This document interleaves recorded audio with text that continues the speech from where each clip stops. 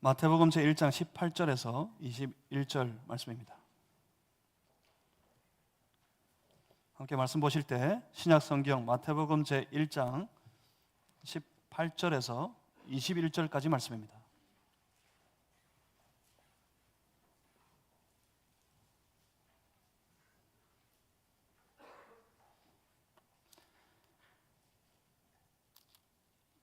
제가 가지고 있는 성경책도 그리고 여러분이 가지고 있는 성경책도 다 같이 아마 신약성경 제1페이지일 겁니다. 마태복음 1장 18절에서 21절. 오늘 거룩한 주일 아침에 예수 그리스도를 함께 생각하며 예배드리는 주의 백성들에게 허락하신 우리 살아계신 하나님의 말씀입니다. 우리 한 절씩 저와 여러분이 나누어서 교독하시겠습니다. 예수 그리스도의 나심은 이러하니라. 그의 어머니 마리아가 요셉과 약혼하고 동거하기 전에 성령으로 잉태된 것이 나타났더니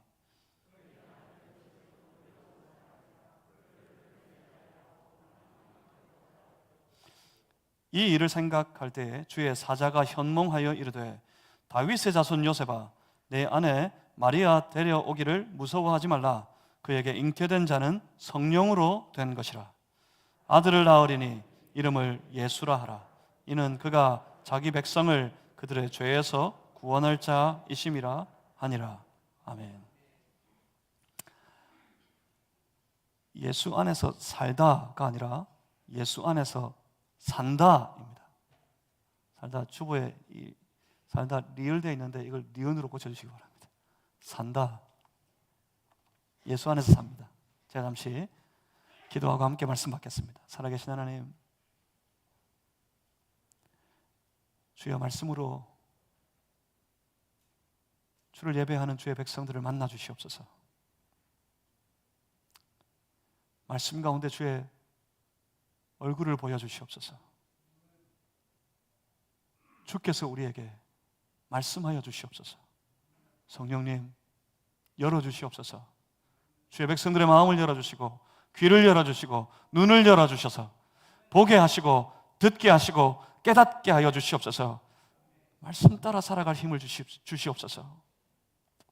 주의 성령의 도우심 없이는 말씀 다 잊어버리고 말씀 다 놓쳐버리고 세상 쫓아가는 여전한 삶이 될 수밖에 없으니 성령님 우리와 함께 해주시고 우리에게 힘 주셔서 이 말씀 붙잡고 말씀 따라 살아갈 수 있도록 인도해 주시옵소서. 예수 그리스도 이름으로 기도하옵나이다. 아멘. 예수 그리스도의 나심에 관하여서 우리는 다 압니다. 오늘 우리 읽었던 이 본문의 말씀을 우리 너무나 잘 압니다. 그렇지 않습니까? 여러분 예수님 모르십니까? 예수님 오신 거 모르십니까? 예수님의 동정녀 탄생을 모르십니까? 우리는 예수님을 압니다. 그런데 문제는 그게 아닙니다. 문제는 여러분 안에 예수님이 있느냐가 문제입니다.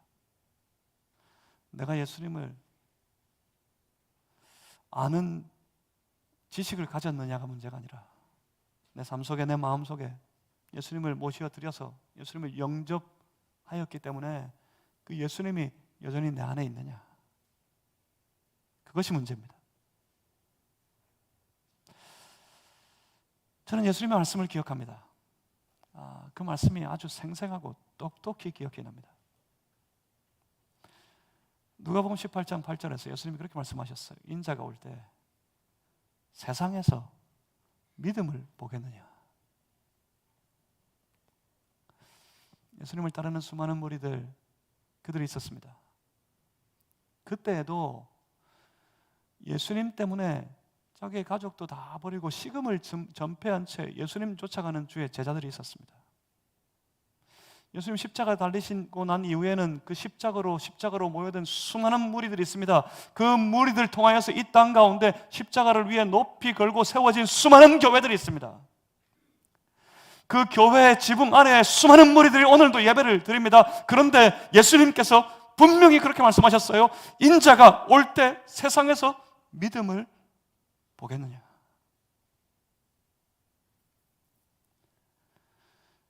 진짜 믿음과 가짜의 믿음이 있다는 말씀이죠.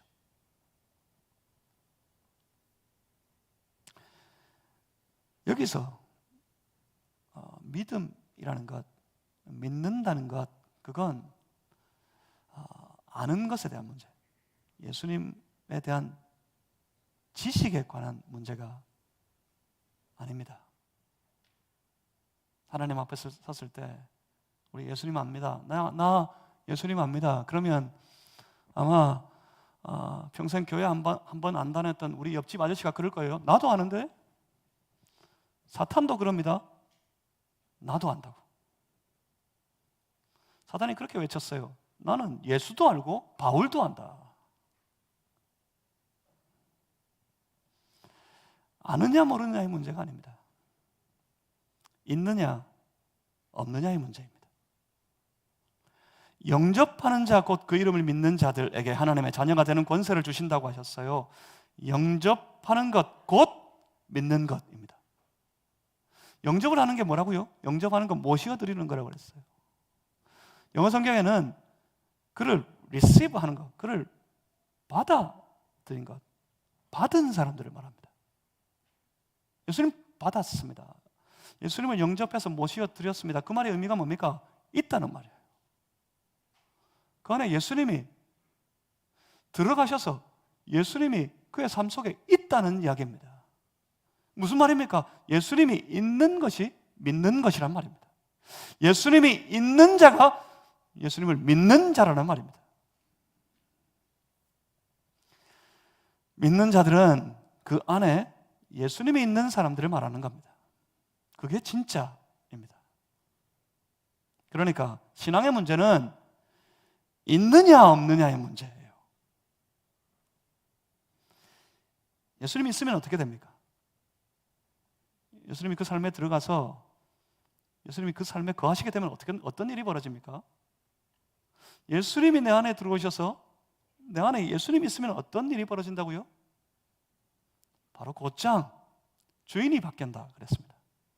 예수님이 들어오셔서 내 안에 예수님 계시다는 말은 예수님이 내 삶의 주인이 되셨다 하는 말입니다. 예수님이 주인이 되시면 어떻게 됩니까? 예수님이 주인이 되시면 그의 생각과 판단과 말과 행동을 그 예수께서 주장하고 지배하게 됩니다. 그래서 생각이 바뀌고 판단이 바뀌고 말이 바뀌고 행동이 달라지는 겁니다. 그래서 사람들이 그러는 겁니다. 예수 믿으면 사람이 바뀐다고요.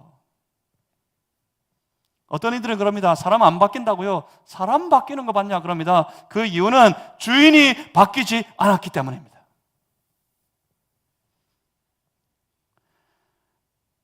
그러니 문제는 예수님이 있어야 되는 거예요. 우리 안에. 내 마음 속에, 내 생활 속에 예수님이 있어야 되는 겁니다. 사랑하는 성도 여러분, 여러분 안에 예수님이 있습니까? 바라기는 여러분 가슴 속에 예수님으로 충만한 이 한 달이 되시기를 주의 이름으로 축복합니다. 12월 한 달 우리 이걸 생각할 겁니다. 12월 한 달 예수님에 관하여 특별히 예수님의 오심, 예수님의 나심에 관하여서 새로운 지식을 여러분에게 전하고 싶지 않습니다. 그것을 함께 나누려고 하지 않습니다. 아마 다 아실 거예요. 오늘 본문을 딱 읽었을 때도 여러분 아실 거예요. 이거 설교한 건데.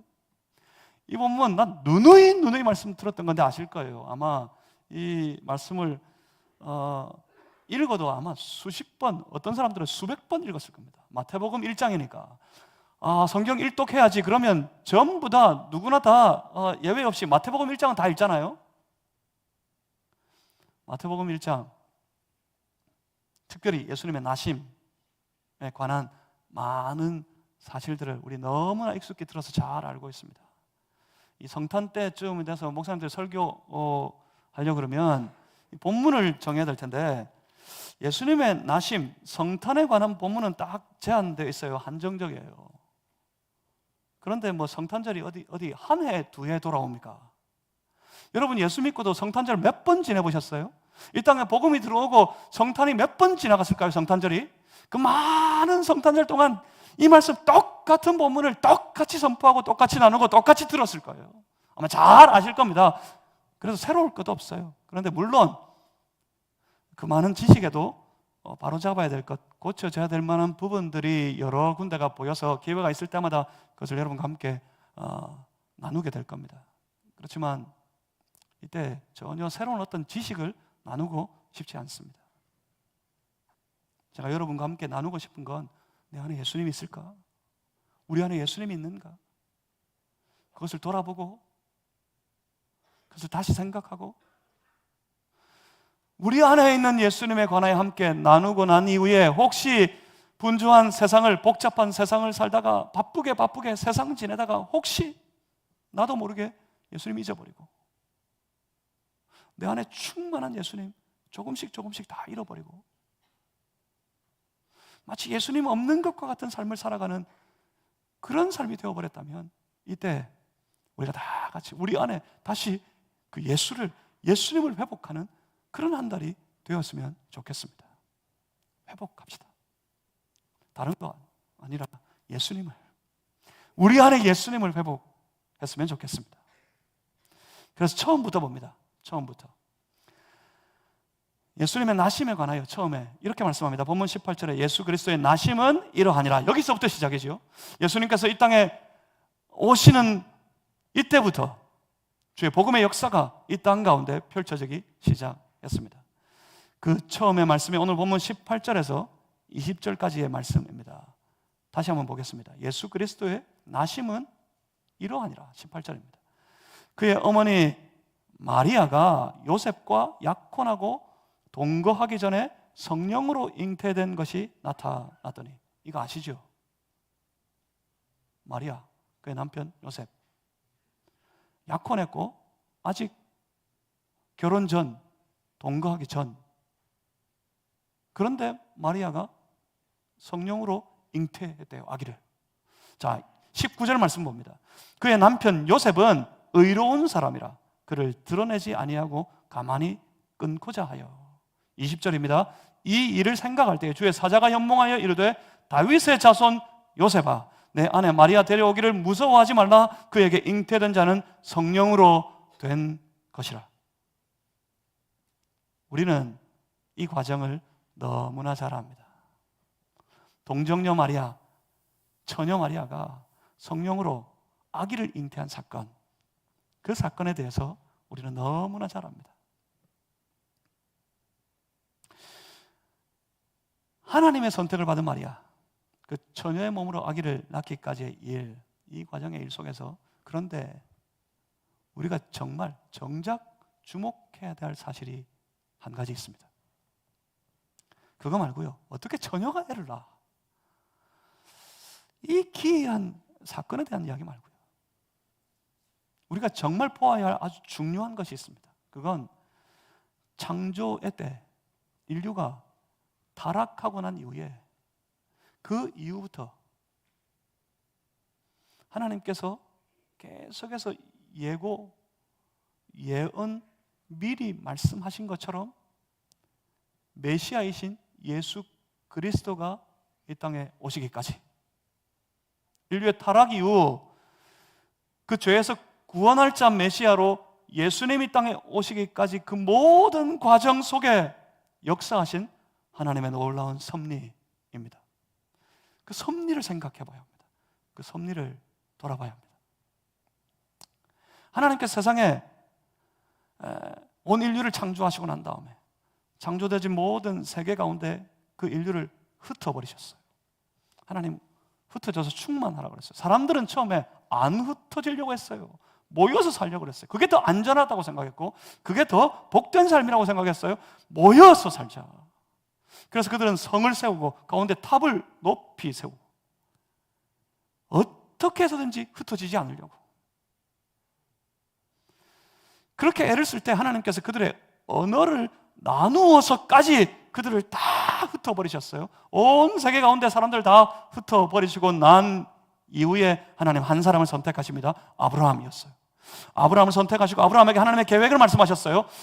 하나님의 백성들의 나라 이스라엘에 대한 위대한 계획을 아브라함에게 나타내셨고, 그리고 하나님의 그 계획은 그의 아들 이삭을 지나 야곱을 넘어서 야곱의 아들인 유다를 지나 위대한 왕으로 아는 다윗을 넘어서 오늘 마리아와 정혼한 사람 요셉을 통해 메시아이신 예수께서 드디어 이 땅에 오시기까지,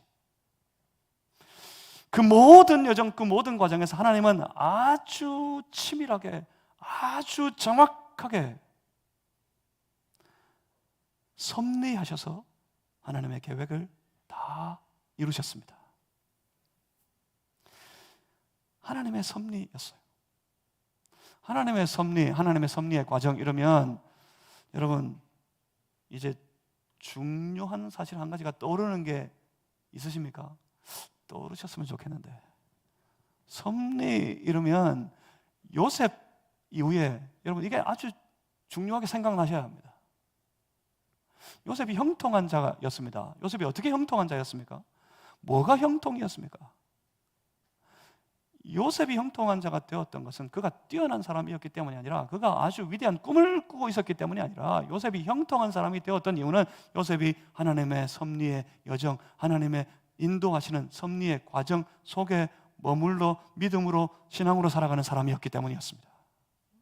뭐가 형통이라고요? 뭐가 형통? 내가 스펙을 쌓고 아주 뛰어난 실력을 갖추는 그것이 우리의 형통을, 우리의 삶을 형통을 하게 만드는 것이 아닙니다. 아니었어요. 뭐가 형통입니까? 하나님의 섭리하시는 그 모든 과정 속에, 그 길 위에 머물러 살아가는 것이에요.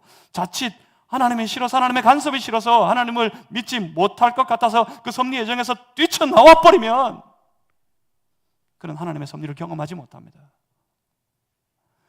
하나님의 섭리의 여정 속에 힘들고 어려워도 믿음 가지고 하나님의 섭리의 그 길 위에 머물러 있는 자들, 그들이 하나님의 놀라운 역사를 그의 삶으로 경험하는 그런 인생이 되는 거였어요. 그게 바로 형통입니다. 그 삶은 결코 실패하지 않습니다. 왜냐하면 하나님이 실패하시지 않으니까요. 자, 보십시오. 하나님은 마리아를 선택하셨습니다. 왜 마리아였을까요? 어디에서 이야기하는 것처럼 마리아에게 흠이 없었기 때문에, 마리아가 아주 정결한 처녀였기 때문에, 어디 흠이 없고 정결한 마리아만한 사람이 그때 마리아밖에 없었겠습니까? 마리아가 위대했기 때문이 아니라, 마리아를 선택하셨던 이유는 다윗의 자손이었던 요셉 때문이었습니다. 왜 요셉이었습니까? 그가 오늘 본문에서 말씀하고 있는 것처럼 의로운 사람이었기 때문에, 그의 의를 보고 요셉을 선택하셨습니까? 요셉이었던 이유는 그가 다윗의 자손이었기 때문이었습니다. 왜 굳이 다윗이어야 했습니까? 그 이유는 다윗이 완전 무결한 사람이어서가 아닙니다. 단지 하나님께서 그렇게 다윗의 자손을 통해서라고 계획하셨기 때문이었습니다. 그러니까 마리아가 중요한 게 아니에요. 요셉이어서 요셉이 중요한 게 아니에요. 다윗이기 때문에 다윗이 중요한 것이 아니라, 중요한 것은 그것이 하나님이 그렇게 계획하셨기 때문, 그 하나님의 계획이 중요한 겁니다. 하나님은 하나님의 계획대로 하나님의 일을 다 이루시는 분이십니다. 그 과정이 바로 섭리라는 거예요. 하나님의 계획이 이루어져 가는 과정, 그걸 굳이 어려운 말로 섭리라고 부르는 거예요. 다윗도 요셉도 마리아도, 다윗의 자손이었던 요셉, 그리고 그와 정혼한 약혼한 마리아도 하나님의 그 섭리, 하나님의 계획을 이루어 가시는 그 과정 속에 그들이 머물러 있었기 때문에, 그들이 속해 있었기 때문에 그들이 놀라운 복을 누릴 수 있었던 것입니다. 이것은 오늘 우리에게도 똑같이 중요한 사실입니다. 내가 대단한 신앙이어서가 아니라 내가 여전히 그 섭리 속에 머물러 있을 때, 내가 하나님의 섭리하시는 그 여정 가운데 있을 때 내 삶이 하나님의 그 놀라운 섭리 역사를 직접 보고 직접 경험하고 직접 누리는 그 놀라운 복을 받을 수 있게 되는 겁니다. 그러니까 중요한 것은 내가 하나님의 섭리 속에 있느냐, 이 사실이 중요합니다. 다른 방법 없습니다. 하나님의 섭리 가운데 머물러 살아가는 삶, 그 삶이 되도록 다른 방법이 우리에게 주어지지 않았어요. 다른 이름 없다고 그랬어요. 오직 예수, 하나님께서 보내신, 구원할 자로 보내신 예수 그리스도, 그분밖에는 없습니다. 내가 예수 안에 있을 때, 내가 예수 안에 살아가는 삶이 되어서 우리는 하나님의 섭리의 여정 가운데 속하여 머물러 살아가게 되는 겁니다. 그러니까 예수 안에 있으면 그 섭리의 모든 일들은 우리의 일, 내 일이 됩니다.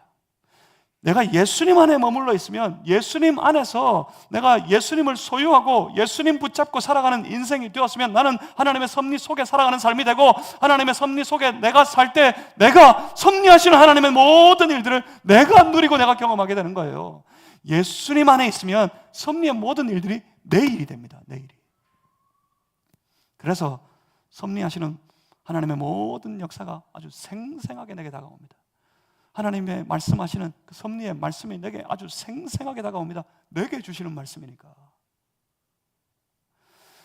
신앙의 모든 일들이 마치 내 일과 같이 느껴집니다. 그래서 아주 뜨겁게 생생하게 그 일에 참여하게 됩니다. 말씀 읽고 듣고 기도하고 찬양하고 봉사하고 섬기고 하는 모든 일들이 직접적인 내 일이기 때문에 아주 생생하게 내게 다가옵니다. 내 일과 같이 여겨지는 것, 아주 이건 무서운 힘이 있어요. 여러분 월드컵 보시면 아실 겁니다. 우리나라가 16강 올라가니까 이번에 다 안 될 것 같다 그랬는데, 예선에서 뚝 떨어질 거라 그랬는데 16강을 올라가니까 사람들이 아주 막 난리가 났어요. 어디서 그렇게 많은 사람들이 나왔는지, 집집마다 그 빨간 옷은 어디다 다 감추어 두고 있었던지 온 동네방네 사람들이 다 뛰쳐나와가지고 온 나라가 떠들썩했습니다. 그런데 16강에서 뚝 떨어지고 나니까 관심이 싹 식어버려요. 심지어 끝난 줄 알죠. 축구에 별 관심 없는 제 아내가 어저께 그러더라고요. 월드컵 끝났어요? 이건 월드컵 입장에서는 정말 섭섭합니다. 월드컵은 이제 진짜 중요한 경기를 펼쳐가요. 16강 지났고 8강 올라가서 4강 거르고 난 다음에 이제 마지막 결승을 할 텐데, 이게 월드컵 입장에서는 제일 중요한 경기들이에요. 그런데 우리는 이미 끝났어. 왜요? 우리 일이 아니니까. 내 일이 아니니까.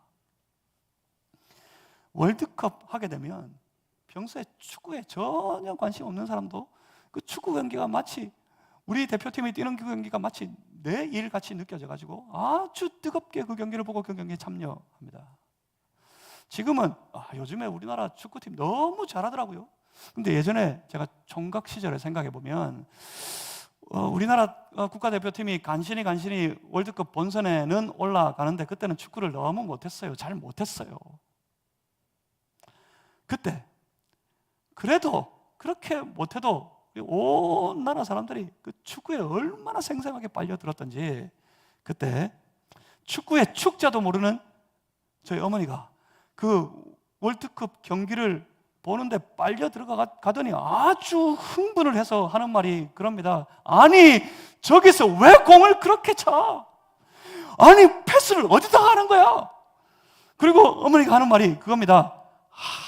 축구를 저렇게밖에 못하나? 그래서 가만히 보다가 참 어처구니가 없어서 저희 어머니한테 그렇게 말했습니다. 엄마, 축구 알아요? 그랬더니 저희 어머니 대답이 이겁니다. 아니, 몰라. 모두 그렇습니다. 월드컵 때가 되면 전 국민이 마치 내가 경기하는 것처럼, 내 일인 것처럼 축구에 빨려 들어갑니다. 사실은 우리 일 아니에요. 내 일 아니에요. 우리가 축구 선수도 아니고 말이에요. 우리나라가 이기고 잘하게 되면 뭐 어디 우리 연봉이 올라갑니까?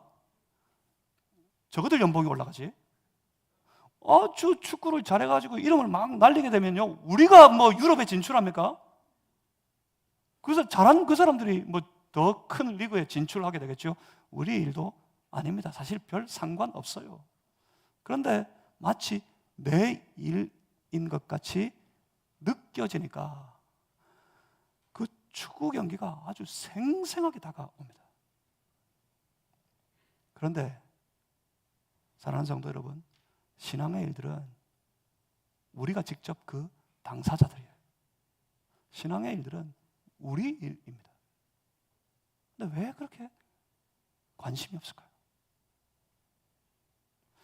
우리가 당사자여서 우리의 일임에도 불구하고 마치 내 일이 아닌 것 같이 느껴지듯 신앙의 모든 일들의 방관자가 되어 그렇게 살아가는 경우들이 얼마나 많은지 모르겠습니다. 세상이 바빠서. 그래요. 세상이 바빠서 못하겠대요. 세상이 바빠서 기도 못하겠고, 세상이 바빠서 예배 못 드리겠고, 세상이 바빠서 전도 못하고 봉사 못하겠고. 여러분 기억나십니까? 우리의 현실은 어디라고요? 세상이 아니라고요. 우리는 세상에서 나왔다고요. 우리가 예수를 내 삶의 그리스도로 영접했을 때, 예수님을 내 안에 모셔드렸을 때 하나님께서는 우리를 건져내서 사랑의 아들의 나라, 주 예수의 나라로 우리를 곧장 옮기셨다고요. 우리의 현실은 세상이 아니라 하나님 나라예요. 하나님 나라. 세상이 분주할 것이 아니라 하나님 나라가 내 삶에, 내 마음에 하나님의 나라의 일로 인하여 바빠야 돼요. 기도하자 그러면 환호하면서 내 일이기 때문에 환호하며 기도의 자리로 나와야 합니다. 온 세상 사람들이 축구 때문에 환호하고 있을 때 축구 응원하려고 모여든 사람들보다 기도하기 위해 모인 사람들은 그냥 눈에 잘 보이지도 않아요. 그렇더라고요.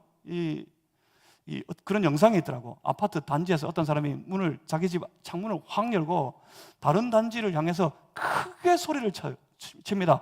대한민국! 그러니까 어떻게 그 아파트 큰 단지에 축구 경기 중이었나 봐요. 집집마다 불이 다 켜져 있고요. 거기서 소리가 들립니다. 처음에는. 근데 이게 잘 안 들리니까 이 사람이 창문 밖으로 대한민국 그러니까 사람들이 목소리로 박수를 쳐요. 짜자 짜짝짝. 참 신기한 일입니다. 신앙의 일은, 기도의 일은 우리가 당사자예요. 함께 기도하자. 그러면 주의 이름을 높이 부르며 환호하며 기도의 자리로 함께 다 모여들고, 예배하는 자리에 두 손 높이 들고 주를 예배하기 위해 다 함께 모여들고, 주의 이름을 전하는 그 자리에 누구나 다 마치 내 일인 줄 알아서 복음 들고 달려나가서 주의 복음을 선포하는 그 놀라운 일들이 우리 안에 이루어져야 합니다. 왜요? 신앙의 일이야말로 우리가 당사자니까, 우리의 일이니까 말입니다. 하나님의 섭리 속에 있는 사람들, 그들이 바로 하나님의 자기 백성들입니다. 그러니까 섭리의 모든 일들은 바로 하나님의 자기 백성들, 그들의 일입니다. 그런데 우리가 하나님의 자기 백성들입니다. 신앙의 모든 일들은 다 우리가 당사자들입니다. 잘 한번 보십시오. 본문 21절 말씀입니다. 우리 본문 21절 말씀, 이거 다 외우셔야 될 텐데 암송하시는지 모르겠습니다. 우리 다 같이 한번 21절을 함께 읽어봅니다. 시작. 아들을 낳으리니 이름을 예수라 하라. 이는 그가 자기 백성을 그들의 죄에서 구원할 자이심이라 하니라. 아멘. 뭐라고요? 예수님, 그분은 자기 백성을 구원할 자이심이라. 여기 분명히 보십시오. 하나님께는 이 말씀을 통해서 보면 우리 하나님께는 자기 백성들이 있습니다.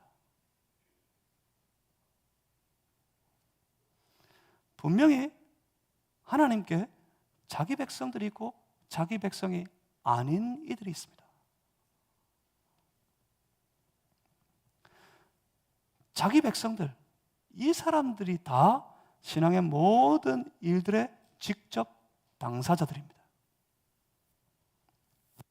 성경에는 이 성경이 아주 도도히 흐르고 있어요. 성경에 보시면 창조 시절부터 하나님의 사람들과 세상의 사람들의 구별이 아주 선명하게 도도하게 나누어져 있습니다. 하나님의 사람들의 역사가 있고요, 세상의 사람들의 역사가 있어요. 이 땅 위에 우리가 말하는 거룩, 바로 이것이 거룩입니다. 거룩은 세상의 사람들과 구별되어진 하나님의 사람 되는 것이 거룩이에요. 거룩해야 한다 하는 건 뭔가 우리가 신령한 모습을 갖추는 게 아닙니다. 거룩해야 하는 건 아주 깨끗한 옷을 입는 것이 아닙니다. 거룩한 예배는 뭔가 아주 성스러운 모습으로 앉아서 거창하게 예배드리는 모습이 아닙니다. 거룩하게 기도하면 뭔가 신령한 목소리를 내어서 기도하는 게 아닙니다. 거룩은 저 세상의 사람 그들과 달리 구별되어져 하나님의 사람 되는 것, 그것이 바로 거룩입니다. 하나님은 처음부터 그렇게 구별하셨어요. 하나님의 사람과 세상의 사람들. 하나님은 그 하나님의 사람들이 온 세계에 충만하기를 원하셨습니다. 그 하나님의 사람들이 이 땅을 정복하기를 원하셨고 그들이 창조의 모든 세계를 다스리기를 원하셨습니다. 왜냐하면 하나님의 사람들을 통해 이 땅 가운데 하나님의 통치가 이루어지기를 원하셨기 때문입니다. 하나님의 통치가 이루어지는 것, 그것이 바로 하나님의 나라예요. 하나님이 하나님의 사람들을 통해 온 땅 가운데 하나님의 나라가 이루어지기를 원하셨기 때문이었습니다. 그런데 어떻게 했습니까? 하나님의 사람들이 거룩을 포기합니다. 하나님의 사람들이 거룩을 포기한 채 세상의 사람들과 섞여서 세상의 사람들과 같이 되려고 했습니다. 그저 자기 보기에 좋은 대로 하려 합니다. 그것이 다 죄의 결과였습니다. 하나님께서는 이것 때문에 사람 지은 것을, 이 땅에 사람 지으신 것을 한탄하셨고, 그래서 이것 때문에 사람들을 심판하셨습니다. 거룩을 잃어버리고 하나님 없는 세상과 같이 되는 것, 그것이 바로 죄고 그것이 바로 사망입니다. 하나님께서는 자기 백성들이 그 죄와 사망 가운데 있는 것이 싫으셨어요. 하나님께서는 자기 백성들이 그 거룩을 잃어버리고 세상과 섞여 세상과 같이 되는 것이 너무나도 아프셨습니다. 하나님께서는 죄와 사망 가운데 살아가고 있는 우리가 아프셨습니다. 그래서 자기 백성들을 그들의 죄에서 구원하시기 위해 독생자 예수를 우리 그리스도로 이 땅에 보내신 것이었습니다. 그래서 여러분, 그래서 예수님이 있어야 돼요.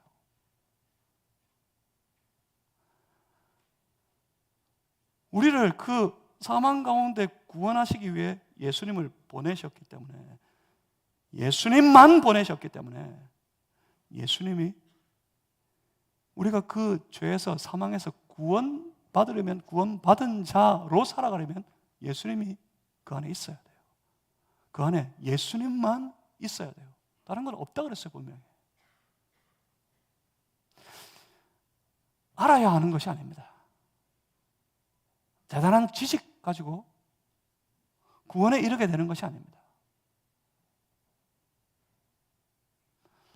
있어야 합니다.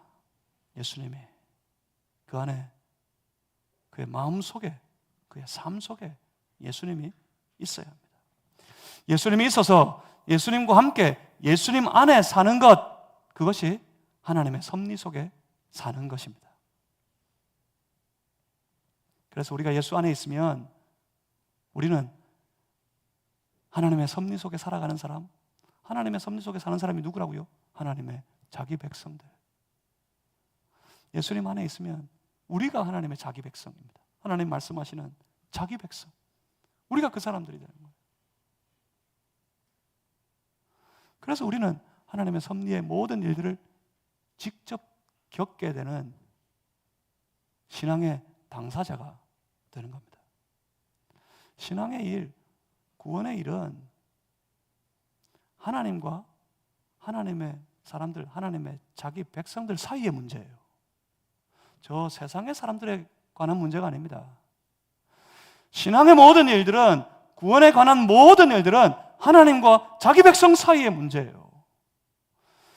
우리 안에 예수님이 있어서 우리가 하나님의 섭리 가운데 살아가는 하나님의 자기 백성 되었다면 그 신앙의 모든 일, 구원에 관한 모든 역사들은 그래요, 하나님과 우리 사이의 문제예요. 우리가 바로 이 구원의 일, 신앙의 모든 역사의 직접 당사자가 되는 겁니다. 우리가 직접 당사자가 될 때 신앙 가운데 우리가 감당하는 모든 일들은 다 마치 내 일과 같이 되어서 아주 생생해지고 그 일에 참여하는 일에 아주 뜨거워지게 되어 있습니다.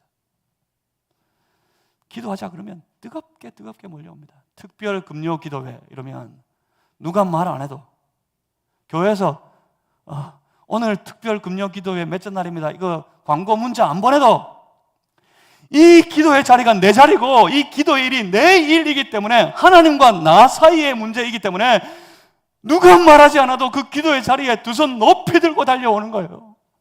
혹시 아직 한 번도 특별 금요 기도회에 참석하지 못하신 분들 기회가 한 번 남았습니다. 한 번.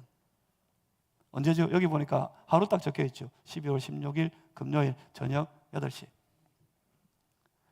마지막에 제가 이 특송을 매번 기도회 때마다 특송을 정할 때 걱정했거든요. 뭘 걱정했을까요? 1, 2 교구 특송입니다. 그러면 1, 2 교구 식구들 다 나와 자리 채우고, 3, 4 교구입니다. 그러면 1, 2 교구 쏙 빠지고 3, 4 교구 식구들 자리 채우고. 걱정이 현실이 돼서 청년들 물된 동산팀 특송입니다. 그랬더니 교구 사람들이 쏙 빠져가지고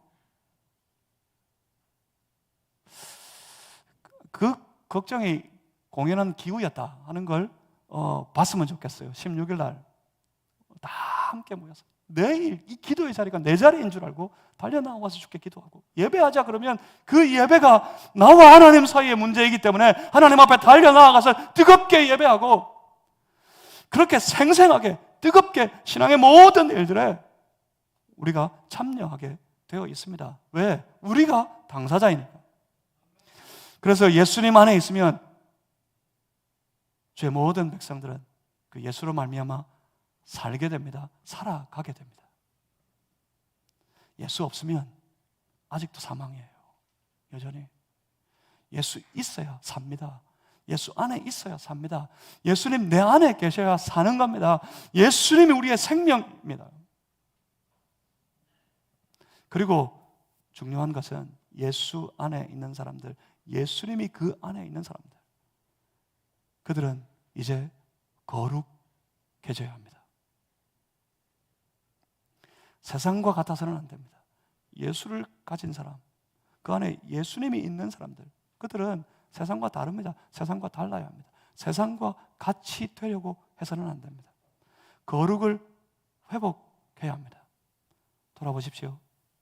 어쩌다 보니까 우리의 삶이 많이 세상과 같이 세상 닮아 버리지 않았습니까?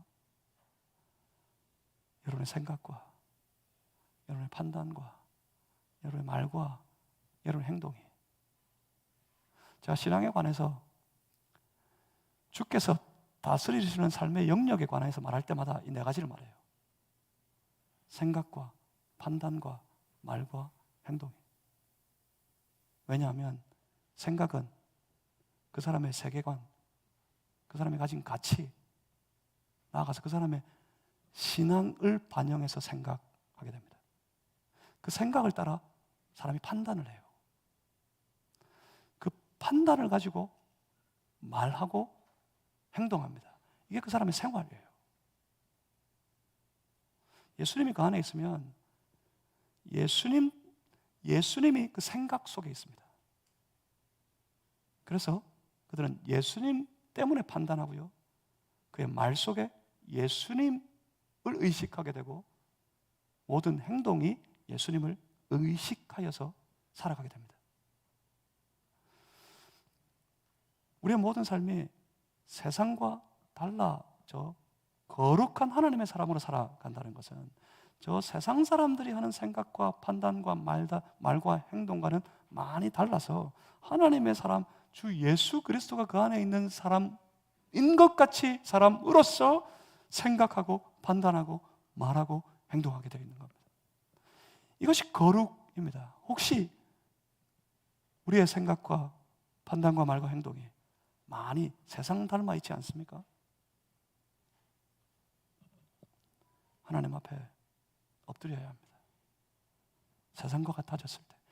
그래서 예수님께서 자기 백성들에게 오셔서 그의 구원의 사역, 공생의 사역을 시작하시자마자 선포하셨던 말씀이 있습니다. 그게 바로 회개하라. 천국이 가까웠느니라. 회개하라. 하나님의 나라가 이 땅에 도래하였다. 그렇게 선포하셨던 겁니다. 그러니 오늘도 회개해야 합니다. 거룩을 잃어버린 우리의 삶을 하나님 앞에 돌아보고 회개해야 합니다. 바로 이것이 오늘 우리가 죄에서 우리를 구원하시기 위해 이 땅에 오신 예수님을 다시 생각해야 되는 이유입니다.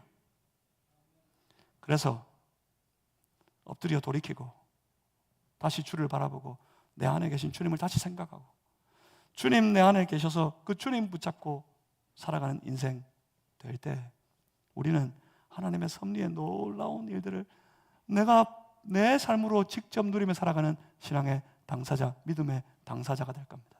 그 자기 백성들은 하나님이 돌보십니다. 그 자기 백성들은 하나님이 인도하십니다. 그 자기 백성들을 통해 하나님은 하나님의 뜻을 이루어 가실 겁니다. 이 놀라운 복을 우리가 누리게 될 겁니다. 그러니 사랑하는 성도 여러분, 이 땅에 오신 우리 주 예수 그리스도, 우리의 그리스도가 되신 예수님에 관한 그 복음이 여러분의 생활 속에, 여러분의 삶 속에, 여러분 생각 속에, 여러분의 모든 행동 속에 충만한 삶이 되시기를 주님의 이름으로 축복합니다. 여러분 마음속에 예수님이 있으시기를 주님의 이름으로 소망합니다. 세상 말고요, 세상 찌꺼기 몰아내고 이제 예수님 내 안에 오셔서 예수님 모시어드려서 예수님이 내 인생의 마음껏 주인 노릇 하실 수 있도록 우리의 마음을 다 내어드리는 그런 성도가 되시기를 주님의 이름으로 축복합니다. 예수님 있으면 삽니다. 기도하겠습니다. 살아계신 아버지 하나님, 예수 안에 우리 살게 하여 주시옵소서. 우리 안에 예수님이 있습니다. 그 예수님 붙잡고 예수님 따라가는 우리의 인생이 다 되게 하여 주시옵소서. 우리를 하나님의 자기 백성 삼아 주신 것 감사합니다. 마치 하나님 백성 아닌 것처럼 저 세상에 속한 세상 사람인 것처럼 세상에 매매 살았던 우리의 삶을 용서해 주시옵소서. 마음대로 생각하고 마음대로 판단하고 마음대로 말하고 행동하며 살았던 우리의 헛된 인생을 용서하여 주시옵소서.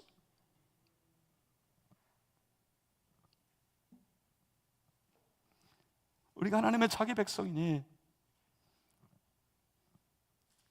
주 예수 그리스도를 붙잡고 주 예수 그리스도를 따라 생각하고 판단하고 말하고 행동하며 그런 신앙의 삶을 우리 살아갈 수 있도록 인도하여 주시옵소서. 감사합니다. 우리와 함께 해 주실 것을 믿습니다. 예수 그리스도 이름으로 기도하옵나이다. 아멘. 찬송가 93장